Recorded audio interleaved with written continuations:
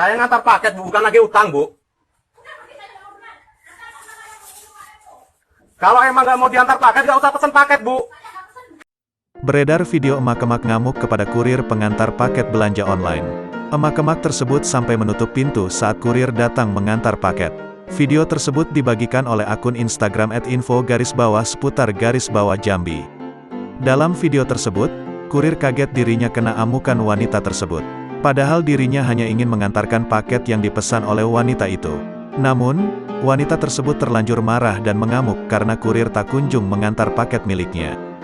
Viral kembali terjadi keributan antar kurir paket dan pelanggan belanja online, diduga akibat paket telat datang, ujar akun tersebut. Sontak hal tersebut menjadi perhatian warganet lainnya. Berdasarkan unggahan tersebut, kurir kena amukan emak-emak karena diduga telat mengantar paket.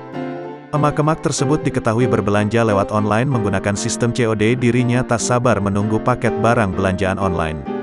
Saat kurir datang untuk mengantar, wanita tersebut justru menutup pintu keras-keras. Nada bicaranya terdengar meninggi. Kurir tersebut terlihat bingung. Kurir tersebut menjelaskan dirinya hanya ingin mengantar paket yang dipesan. "Saya antar paket, Bu, bukan nagih utang," ujar sang kurir. Namun wanita tersebut tetap tidak mau menerima paket.